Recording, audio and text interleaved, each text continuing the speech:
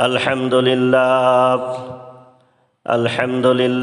নাহমাদুহু ওয়া নাস্তাঈনুহু ওয়া নাস্তাগফিরুহু ওয়া নাউযু বিল্লাহি মিন শুরুরি আনফুসিনা ওয়া মিন সাইয়্যাতি আ'মালিনা মান ইয়াহদিহিল্লাহু ফালা মুদিল্লা লাহু ওয়া মান ইউদ্লিল ফালা হাদিয়া লাহু ونشهد أن لا إله إلا الله وحده لا شريك له ونشهد أن محمدا عبده ورسوله الذي أرسله بالحق بشيرا ونذيرا وداعيا إلى الله بإذنه وسراجا منيرا فقد قال الله تعالى في كلامه المجيد وفرقانه الحميد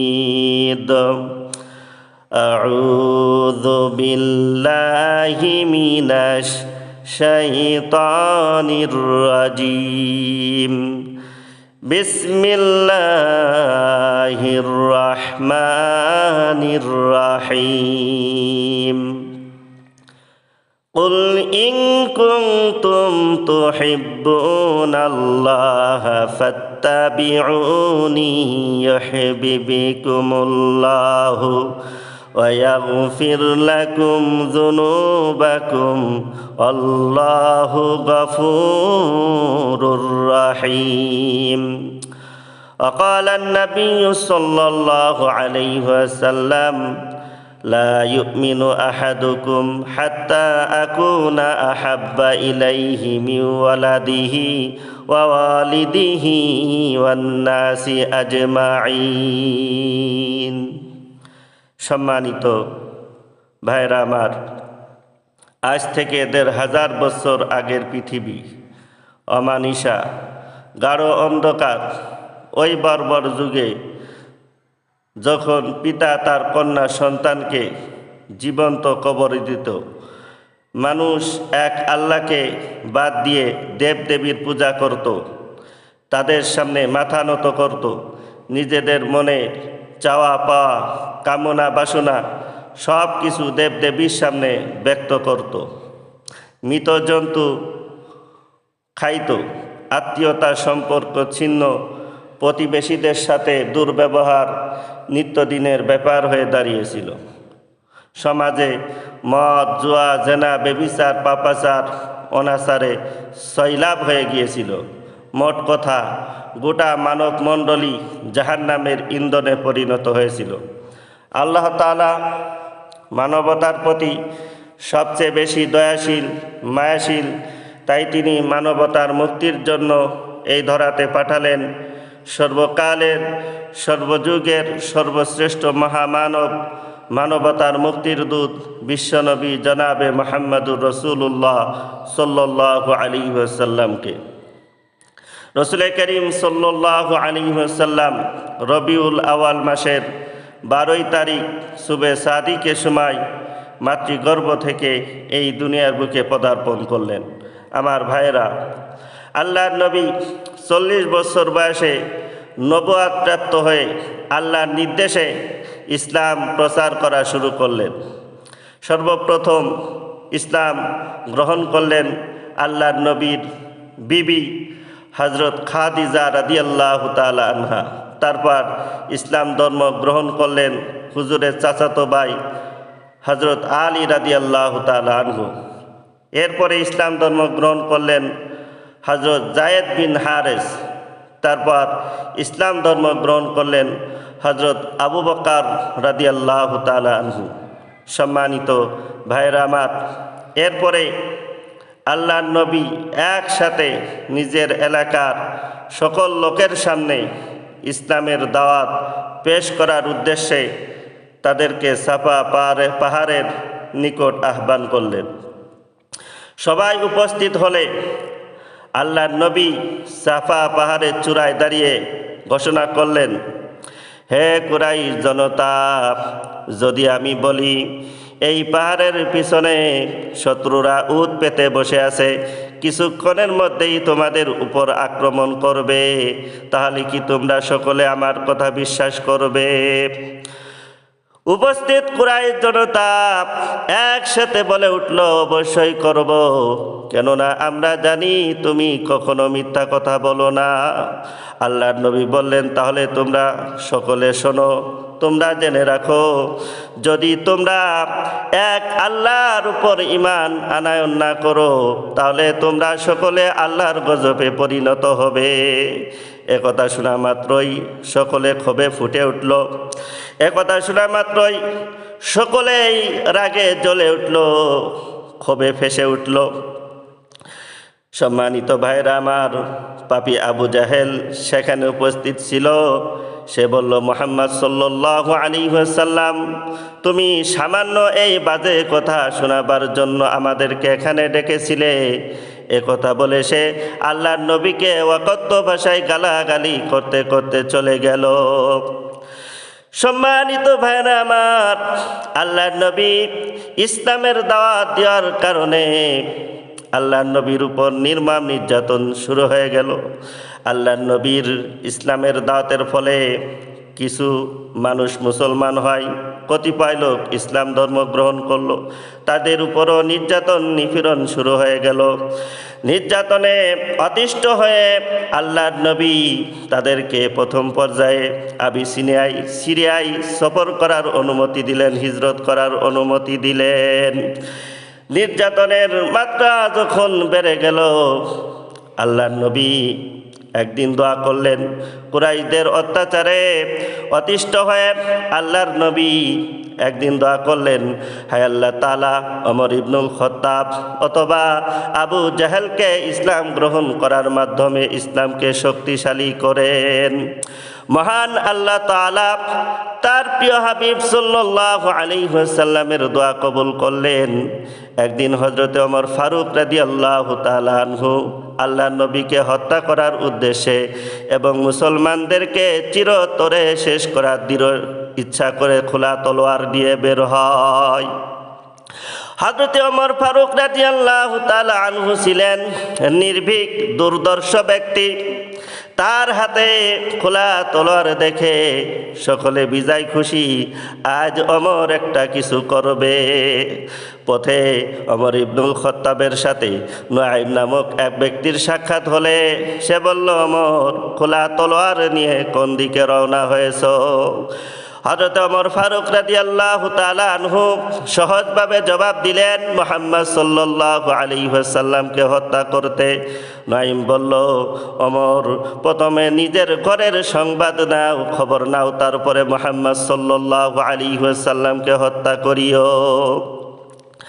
উত্তেজিত হয়ে হযরতে ওমর বলল, আমার ঘরে আবার কি হয়েছে? নাইম বলল, কেন তুমি জানো না তোমার বোন ফাতেমা ও তোমার ভগ্নিপতি হযরতে সাইদ ইসলাম ধর্ম গ্রহণ করেছে? এই উত্তর শুনে হযরতে ওমর ফারুক রাদিয়াল্লাহু তাআলা আনহু তেলে বেগুনে জ্বলে উঠল। ঊর্ধ্বশ্বাসে ক্রোধ কম্পিত শরীরে বোনের বাড়ির দিকে রওনা হয়ে গেল। বোন হযরতে ফাতেমা ও তার স্বামী হযরতে সাইদ হযরত খাব্বাব রাদিয়াল্লাহু তাআলা আনহুর নিকট কুরআন তেলাওয়াত শিখতেছিলেন। এ সময় হযরতে ওমর ফারুক রাদিয়াল্লাহু তাআলা আনহু খোলা তলোয়ার নিয়ে জমের মতো উপস্থিত হলেন। হযরতে ওমর ফারুক রাদিয়াল্লাহু তাআলা আনহুর রক্তচক্ষু ও উদ্যত তলোয়ারের সামনে তাদের প্রাণ বের হওয়ার উপক্রম হলো। শিক্ষক হযরতে খাব্বাব রাদিয়াল্লাহু তাআলা আনহু কোনোভাবে পালিয়ে প্রাণ বাঁচালেন।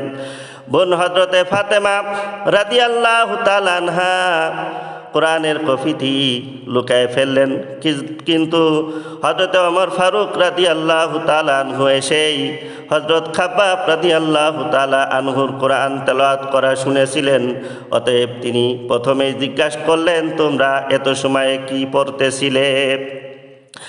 বোন হযরতে ফাতেমা গোপন করতে চাইলে হযরতে ওমর ফারুক রাদিয়াল্লাহু তাআলা আনহু ধমকের সুরে বললেন, তোমরা গোপন করতে পারবে না। আমি বিশ্বস্ত সূত্রে জানতে পেরেছি তোমরা মুহাম্মদ সাল্লাল্লাহু আলাইহি ওয়াসাল্লামের ধর্ম গ্রহণ করেছো। একথা বলেই সে ভগ্নিপতিকে মারতে শুরু করলো। বোন ফাতেমা বাধা দিতে এলে তাকেও বেদম প্রহার শুরু করে।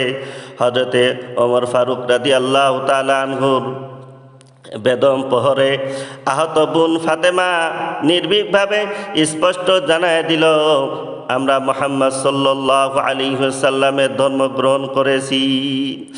আমরা আল্লাহ রসুলের উপর ঈমান আনয়ন করেছি। অতএব যা ইচ্ছা তাই করতে পারেন, এই সত্য ধর্মকে আমরা কখনোই ত্যাগ করব না। বোন হযরতে ফাতেমা রাদিয়াল্লাহু তাআলা আনহার এই দৃঢ়তা দেখে হযরতে ওমর ফারুক রাদিয়াল্লাহু তাআলা আনহু চিন্তিত হয়ে পড়লেন। তার মধ্যে কিছুটা দয়ার সৃষ্টি হলো। ফলে সে শান্ত হয়ে বলল, তোমরা এত সময়ে যে গ্রন্থটি পড়তেছিলে তা আমাকে দেখাও, আমি পরে দেখি মুহাম্মদ সাল্লাল্লাহু আলাইহি ওয়াসাল্লামের ধর্ম কিরূপ। বোন ফাতেমা সাফ জানায় দিলেন, আপনি কাফের, আপনি অপবিত্র। পবিত্র হওয়া ছাড়া আল্লাহর কালাম স্পর্শ করা যাবে না। হযরত ওমর ফারুক রাদিয়াল্লাহু তাআলা আনহু তৎক্ষণাৎ গোসল করে পাক পবিত্র হয়ে কোরআনের আয়াতগুলো তেলাওয়াত করা শুরু করলেন। সম্মানিত ভাইরা আমার, হযরতে ওমর ফারুক রাদিয়াল্লাহু তাআলা আনহু সাধারণ লেখাপড়া জানতেন বিধায় কোরআনের হৃদয়গ্রাহী আয়াতগুলোর ভাষাগত ভাবগত সৌন্দর্যে সহজে তিনি মুগ্ধ হয়ে ওঠেন। কোরআনের অলৌকিক মুজিজার আকর্ষণে তার হৃদয় মন গলে গেল। ফলে স্বতঃস্ফূর্তভাবে বিস্তৃত চেহারায় বলে উঠল, আরে এত বড় চমৎকার জিনিস মনে হয়। হযরতে ওমর ফারুক রাদিয়াল্লাহু তাআলা আনহুর এখন শুভ বুদ্ধির উদয় হতে দেখে হযরতে খাব্বাব রাদিয়াল্লাহু তাআলা আনহু অন্তরাল থেকে বের হয়ে আসলেন এবং হযরতে ওমর ফারুক রাদিয়াল্লাহু তাআলা আনহুকে লক্ষ্য করে বললেন, হে ওমর, সত্যের আলো প্রকাশিত হয়েছে, অন্ধকার দূরীভূত হচ্ছে। তোমার মতো বুদ্ধিমান লোক আর কতকাল অন্ধকারে নিমজ্জিত থাকবে? আল্লাহর নবী তোমার এবং আবু জাহেল দুজনের ব্যাপারে মহান আল্লাহ রব্বুল আলামিনের কাছে দোয়া করেছেন, হায় আল্লাহ তাআলা, ওমর ইবনুল খাত্তাব অথবা আবু জাহেলের মাধ্যমে ইসলামকে সাহায্য সমৃদ্ধ করুন। আমার মনে হয় মহান আল্লাহ তাআলা তোমার শানে প্রিয় নবী সাল্লাল্লাহু আলাইহি ওয়াসাল্লামের দোয়া কবুল করেছেন। হযরতে খাব্বাব রাদিয়াল্লাহু তাআলা আনহুর কথাই হযরতে ওমর ফারুক রাদিয়াল্লাহু তাআলা আনহুর মোমের মতো গলে গেল। হযরতে ওমর ফারুক রাদিয়াল্লাহু তাআলা আনহুর মতো দুর্দর্শ বীর বাহাদুর ইসলামের সৌন্দর্য মহিমার কাছে অনায়াসে মাথা নত করে ফেলল। ফলে সে হযরতে খাব্বাব রাদিয়াল্লাহু তাআলা আনহু তার বোন ফাতেমা ও ভগ্নিপতির কাছে ক্ষমা প্রার্থনা করে আল্লাহ নবীর উদ্দেশ্যে রওনা হয়ে গেলেন। সেই ইমানি আলোয় পথ চলতে চলতে যখন তারা আল্লাহর নবীর দরবারে পৌঁছে গেলেন, তখন আল্লাহর নবী একদল সাহাবীদেরকে নিয়ে একজন সাহাবীর বাড়িতে অবস্থান করতেছিলেন। হযরতে ওমর ফারুক রাদিয়াল্লাহু তাআলা আনহুকে খোলা তলোয়ার নিয়ে আসতে দেখে উপস্থিত সাহাবায়ে কেরাম আতঙ্কিত হয়ে পড়লেন। আল্লাহর নবী তাদেরকে সান্ত্বনা দিয়ে বললেন, তোমরা ভয় পেও না, ওমরকে আসতে দাও, ওমরের কপালে ঈমানের জ্যোতি লক্ষ্য করছি। সম্মানিত ভাইরা আমার, হযরত ওমর ফারুক রাদিয়াল্লাহু তাআলা আনহু খোলা তলোয়ার পাশে রেখে নত হয়ে আল্লাহর নবীর সামনে বসে যায় এবং বিনয়ের সাথে আল্লাহর নবীর হাতে হাত রেখে ঘোষণা করলেন, লা ইলাহা ইল্লাল্লাহু মুহাম্মাদুর রাসূলুল্লাহ। সম্মানিত ভাইরা আমার, হযরত ওমর ফারুক রাদিয়াল্লাহু তাআলা আনহুর ইসলাম গ্রহণের ফলে ইসলাম গ্রহণের ফলে ইসলাম এবং মুসলমানদের শক্তি অনেক গুণ বেড়ে গেল। অন্যদিকে কাফেররা মনোবল হারিয়ে ফেলল এবং অশান্তি বোধ করতে লাগলো। সম্মানিত ভাইরা আমার, হুজুর পাক সাল্লাল্লাহু আলাইহি ওয়াসাল্লামের চাচা আবু তালেব হুজুর পাক সাল্লাল্লাহু আলাইহি ওয়াসাল্লামের উপর শত্রুদের আক্রমণের মোকাবেলায় ঢাল স্বরূপ ছিলেন, অতি বিশ্বস্ত ও শক্তিশালী রক্ষক ছিলেন। কুরাইশরা যদিও প্রিয় নবী সাল্লাল্লাহু আলাইহি ওয়াসাল্লামের উপর নির্যাতন ও নিপীড়নের কোনো সুযোগই বাকি রাখে নাই, তবুও চাচা আবু তালেবের জীবদ্দশায় তাকে কেউ মৃত্যুর ভয় দেখাতে পারে নাই। কিন্তু চাচা আবু তালেবের এন্তেকালের পর মক্কার কাফেররা তার উপর অমানসিক নির্যাতন করার সুযোগ পেয়ে গেল। এমনকি তার এবং তার সাহাবীদের জীবন প্রদীপ নিভিয়ে দেওয়ার ষড়যন্ত্র করতে লাগলো। আল্লাহর নবী মক্কা থেকে সকল মুসলমানদেরকে মদিনায় পাঠিয়ে আল্লাহর নবী হযরত আবু বকর এবং আলীকে নিয়ে নিজের হিজরতের ব্যাপারে আল্লাহ পাকের নির্দেশের অপেক্ষা করতে লাগলেন। ওইদিকে কুরাইশরা দেখলো যে মক্কা থেকে সকল মুসলমানগণ মদিনায় একত্র হয়েছে এবং মদিনার কিছু লোক মুসলমান হয়েছে। এখন মুহাম্মদ সাল্লাল্লাহু আলাইহি ওয়াসাল্লাম নিরাপদে মদিনায় যেতে পারলে মদিনার মুসলমানগণ একটি শক্তিতে পরিণত হবে এবং তা ধীরে ধীরে মক্কার প্রতি হুমকি হয়ে দাঁড়াবে। তাই তারা আল্লাহর নবীকে হত্যা করার ষড়যন্ত্র করল, আল্লাহর নবীকে হত্যা করার পরিকল্পনা করল এবং এ হত্যাকাণ্ডটি দ্রুত বাস্তবায়ন করার সিদ্ধান্ত হলো। এ হত্যা পরিকল্পনার প্রধান নেতা ছিল আবু জাহেল। হত্যাকাণ্ডের জন্য যাতে কোনো গোত্র দায়ী না হয় সেজন্য প্রত্যেক গোত্র থেকে একজন করে যুবকের তালিকা নিয়ে একটি সম্মিলিত বাহিনী গঠন করা হলো। তারা যে কোনো মূল্যে আল্লাহ নবীকে হত্যা করবে বলে অঙ্গীকার করল। হত্যাকাণ্ডটি সেদিন রাতে শেষ ভাগে সংগঠিত করার সময় নির্ধারিত হলো। হযরত আবু বকর রাদিয়াল্লাহু তাআলা আনহু কয়েকদিন আগের থেকে আল্লাহর নবীর কাছে মদিনায় হিজরতের অনুমতি চেয়েছিলেন। আল্লাহর নবী তাকে শুধু এতটুকু বলে বিরত রাখলেন, যখন সময় হবে আমরা তখনই মদিনায় হিজরত করব। কাফেররা যেদিন হত্যা করার সিদ্ধান্ত নিল ওই দিন আল্লাহর পক্ষ থেকে ফেরেশতা জিবরাইল আলাইহিস সালাম এসে বললেন, হে আল্লাহর রাসূল, আল্লাহর পক্ষ থেকে আপনার প্রতি হিজরতের অনুমতি দেওয়া হয়েছে। ওই দিন সন্ধ্যায় আল্লাহর নবী হযরত আবু বকর রাদিয়াল্লাহু তাআলা আনহুর বাড়িতে গিয়ে বললেন, আবু বকর, আল্লাহর পক্ষ থেকে হিজরতের নির্দেশ দেওয়া হয়েছে, তুমিও আমার সঙ্গে যাবে। আল্লাহর নবীর কথা শুনে হযরত আবু বকর রাদিয়াল্লাহু তাআলা আনহু আনন্দে আত্মহারা হয়ে গেলেন। তিনি আল্লাহর দরবারে শুকর আদায় করলেন। আবু বকরের স্ত্রী কন্যাগণ অত্যন্ত গোপনভাবে তাদের যাত্রার আয়োজন করতে লাগলেন। আল্লাহর নবী হযরত আবু বকর রাদিয়াল্লাহু তাআলা আনহুর বাড়ি থেকে নিজের বাড়িতে ফিরে এসে হযরত আলী রাদিয়াল্লাহু তাআলা আনহুর কাছে নিজের হিজরতের করার বিষয়টি জানালেন। আল্লাহর নবীকে সবচাইতে বিশ্বাসী ও বিশ্বস্ত মনে করে মক্কার কাফেরগণ তার কাছে তাদের মূল্যবান জিনিস আমানত রাখত।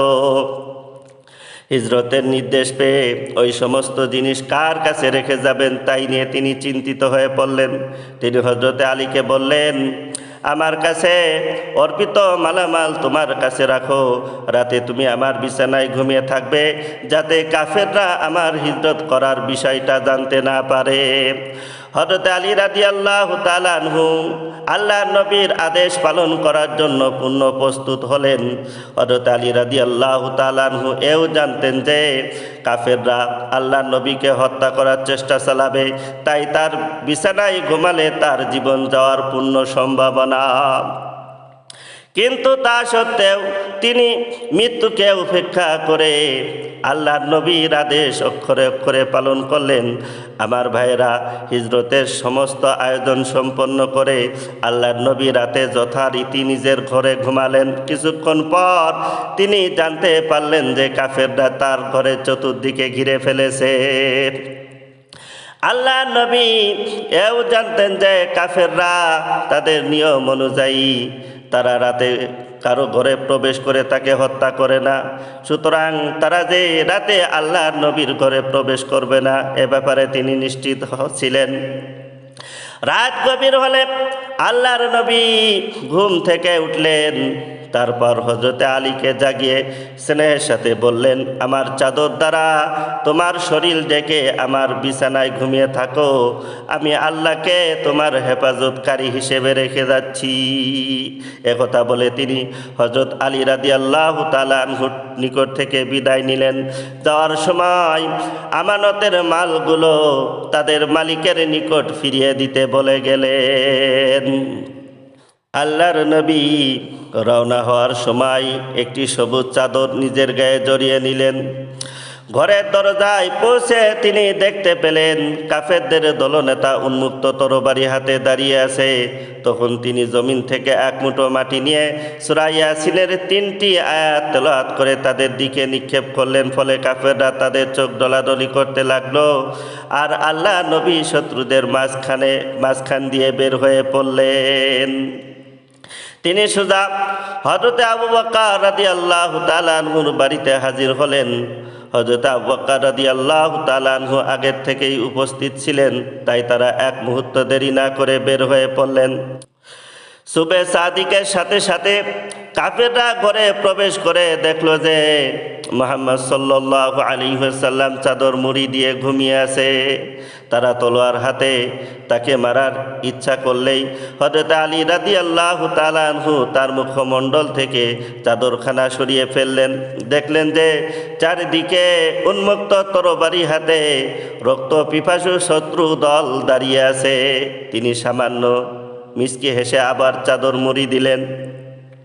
কাফেররা বিছানায় হযরতে আলী রাদিয়াল্লাহু তাআলা আনহুকে দেখে অবাক হয়ে বলল, মুহাম্মদ সাল্লাল্লাহু আলাইহি ওয়াসাল্লাম জাদু বলে নিজের চেহারা পরিবর্তন করেছে। তারপর তারা হযরতে আলী রাদিয়াল্লাহু তাআলা আনহুর শরীর থেকে চাদরখানা সরিয়ে ফেলল। তখন তারা সত্যই দেখলো যে তাই তো, মুহাম্মদ সাল্লাল্লাহু আলাইহি ওয়াসাল্লাম বিছানায় নাই। তারা অত্যন্ত রাগান্বিত হয়ে হযরতে আলী রাদিয়াল্লাহু তাআলা আনহুকে বললেন, মুহাম্মদ সাল্লাল্লাহু আলাইহি ওয়াসাল্লাম কোথায় আছে বলো। তিনি বললেন তিনি চলে গেছেন। কাফেররা বলল, কোথায় গেছেন? হযরত আলী বললেন, যেখানে তার যাওয়ার কথা ছিল। কাফেররা বলল, কোথায় যাওয়ার কথা ছিল? হযরতে আলী রাদিয়াল্লাহু তাআলা আনহু বললেন, যেখানে তিনি গেছেন। এতে কাফেররা অত্যন্ত রাগান্বিত হয়ে হযরতে আলী রাদিয়াল্লাহু তাআলা আনহুকে মারতে চাইলে তাদের কেউ কেউ বাধা দিয়ে বলল, আলীকে হত্যা করে কোনো লাভ হবে না।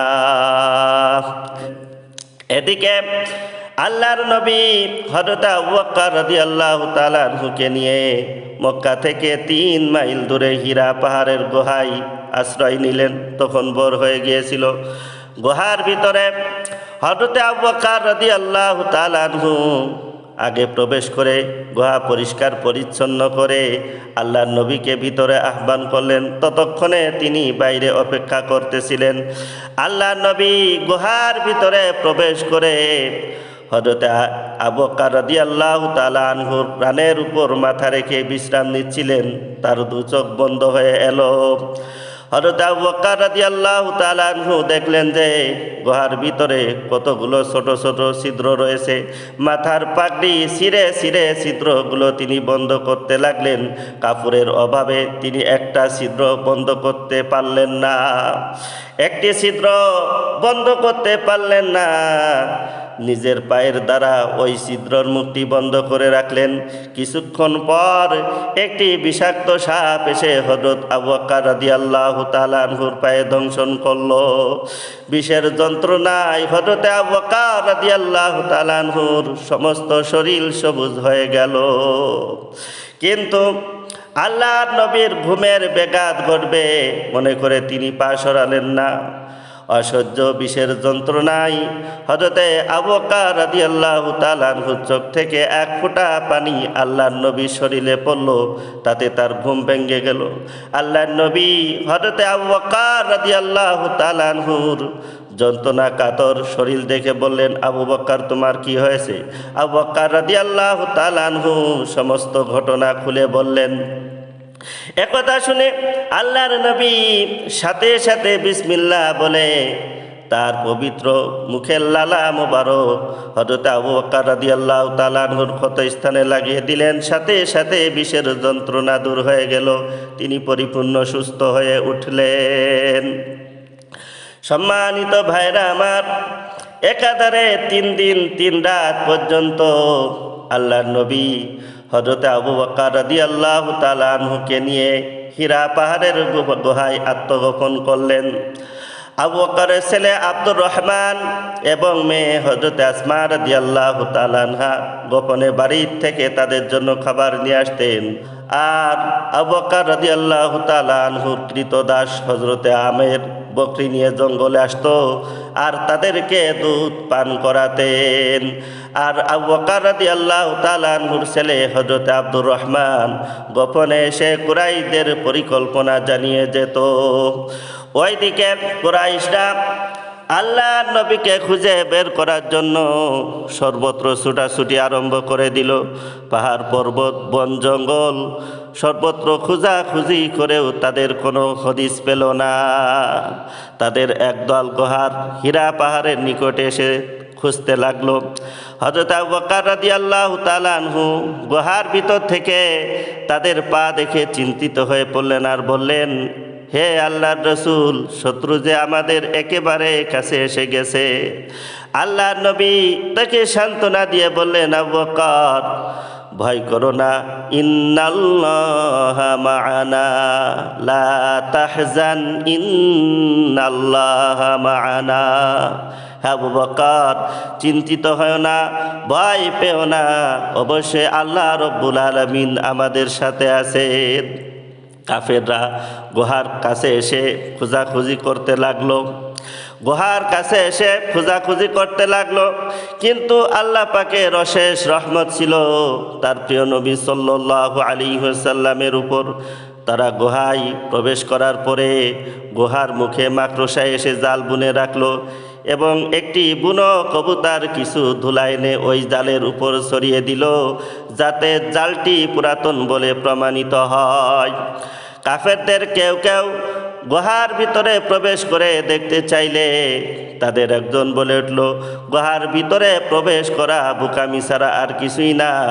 দেখাই তো যাচ্ছে গুহার মুখে মাকড়সার পুরাতন জাল বোনা, কেউ ভিতরে প্রবেশ করলে অবশ্যই জালটি ছিঁড়ে যেত। লোকটির কথায় যুক্তি আছে বুঝতে পেরে তারা ব্যর্থ হয়ে ফিরে এলো। সম্মানিত ভাইরা আমার, এরপরে আল্লাহর নবীকে খুঁজে বের করার জন্য পুরস্কার ঘোষণা করা হলো। যে ব্যক্তি আল্লাহর নবীকে জীবিত অথবা মৃত এনে দিতে পারবে তাকে 100 উট পুরস্কার দেওয়া হবে। পুরস্কারের ঘোষণা শুনে সুরাকা নামক এক ব্যক্তি ঘোড়া নিয়ে আল্লাহর নবীর খোঁজে বের হয়ে পড়ল। এদিকে 3 দিন 3 রাত অতিবাহিত হওয়ার পর রবিউল আউয়াল মাসের 1 তারিখ রোজ বৃহস্পতিবার আল্লাহর নবী হযরতে আবু বকর সহ হীরা গুহা থেকে বের হয়ে পুনরায় মদিনার পথে যাত্রা আরম্ভ করলেন। বেশ কিছু পথ অতিক্রম করে তারা ফজরের নামাজ আদায় করলেন। আল্লাহর নবীর খাদেম হিসেবে হযরতে আমের এবং পথ প্রদর্শক হিসেবে হযরতে আব্দুল্লাহ ইবনে আরাফাতকে সঙ্গে নেওয়া হলো। মোট 4 জনের কাফেলা যত দূর সম্ভব দ্রুত পথ চলতে লাগলেন।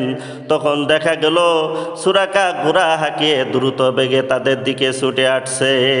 আল্লাহর নবী একবার পিছনের দিকে ফিরে তাকালেন আর সুরাকার দিকে আঙ্গুল ইশারা করলেন। সাথে সাথে সুরাকার ঘোড়ার পা মাটিতে দেবে গেল, আর এক পা সম্মুখে অগ্রসর হতে পারল না। অবস্থা বেগতিক দেখে সে আল্লাহ নবীর কাছে ক্ষমা প্রার্থনা করল। সাথে সাথে ঘোড়ার পা বিপদমুক্ত হলো। সম্মানিত ভাইরা আমার, আল্লাহ নবীর কাফেলা আরও কিছু দূর পথ অতিক্রম করে তারপর মাবাদের মায়ের তাঁবুতে গিয়ে বিশ্রাম গ্রহণ করলেন। মাবাদের মা ক্লান্ত মুসাফিরদেরকে পানি পান করানোর জন্য ঘরের দরজার নিকট বসে থাকতেন, আর নিজ হাতে পানি পান করিয়ে তাদের তৃষ্ণা মিটাতেন। এই বৃদ্ধার একটি দুর্বল বকরি ছিল। বকরিটি অল্প দুধ দিত, কিন্তু ওই দিন বকরিটি এত বেশি দুধ দিল যে কাফেলার 4 জন ওই বৃদ্ধা সহ সকলে তৃপ্তি সহকারে দুধ পান করার পরেও বৃদ্ধার পাত্রগুলো দুধে পরিপূর্ণ রইল।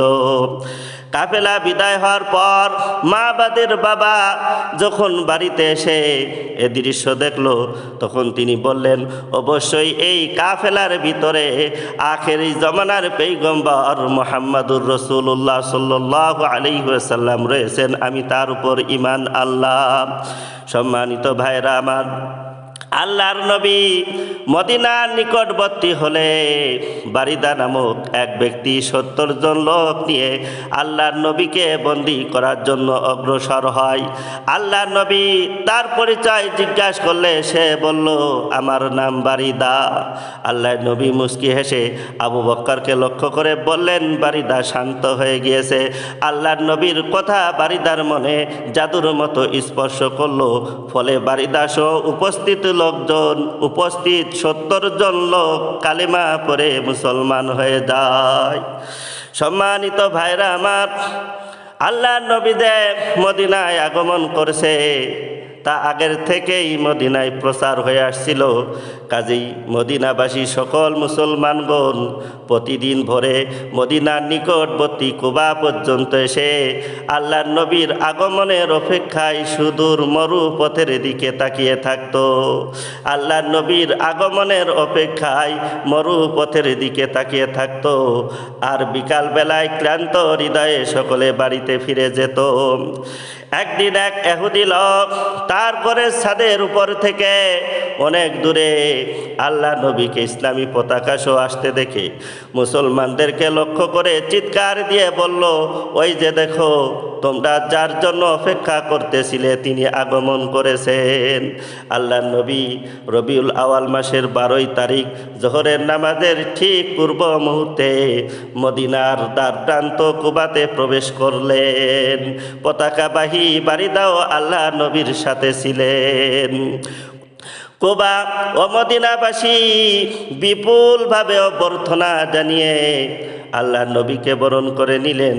মদিনায় আল্লাহর নবীর আগমনের ফলে মদিনার ঘরে ঘরে আনন্দের বন্যা বয়ে যেতে লাগলো। রাস্তার 2 পাশে এমনকি প্রত্যেকটা বাড়ির ছাদে উঠে লোকজন আল্লাহর নবীকে দেখতে লাগলো। ছোট ছোট ছেলেমেয়েরা খুশির আনন্দে নাতে রাসূল গাইতে গাইতে আল্লাহর নবীকে বরণ করে নিল। তলা আল বাদরু আলাইনা মিন সানিয়াতিল ওয়াদা ওয়াদাবা শুকরু আলাইনা মাদাআলিল্লাহি দা। মদিনার ছেলেরা আইরে, মদিনার মেয়েরা আয়, দেখিয়ে যা আমাদের মদিনায় পূর্ণিমার চাঁদ উঠেছে। সম্মানিত ভাইরা আমার, যেই নবীকে মক্কাবাসীরা আশ্রয় দিল না, হত্যার পরিকল্পনা করল, আল্লাহর নবীর উপর নির্মম নির্যাতন করেছে। আল্লাহর নবী নামাজরত অবস্থায় আছে, উঠেন নারী বুড়ি এনে আল্লাহর নবীর শরীরের উপর ফেলে দিয়েছে। আল্লাহর নবী যখন মক্কা থেকে বের হয়ে আসেন, তখন তিনি মক্কার দিকে তাকিয়ে বারবার মক্কার দিকে তাকিয়ে বলতেছিলেন, হে আমার মাতৃভূমি, তুমি আমার কাছে অনেক প্রিয়, আমি তোমাকে ছেড়ে কখনোই মদিনায় যেতাম না, কিন্তু তোমার তোমার লোকেরা আমাকে এখানে থাকতে দিল না। সম্মানিত ভাইরা আমার, সেই বিশ্বনবী মুহাম্মদুর রাসূলুল্লাহ সাল্লাল্লাহু আলাইহি ওয়াসাল্লামকে মদিনাবাসীরা বিপুল অভ্যর্থনা জানিয়ে বরণ করে নিল। আর মদিনার ছোট ছোট ছেলে মেয়েরা নাতে রাসূল গাইতে গাইতে বরণ করে নিল। তলা আল বাদরু আলাইনা মিন সানিয়াতিল ওয়াদা ওয়াদাবা শুকরু আলাইনা মাদা লিল্লাহি দা। মদিনার ছেলেরা আই রে, মদিনার মেয়েরা আই, দেখে যা আমাদের মদিনায় পূর্ণিমার চাঁদ উঠেছে।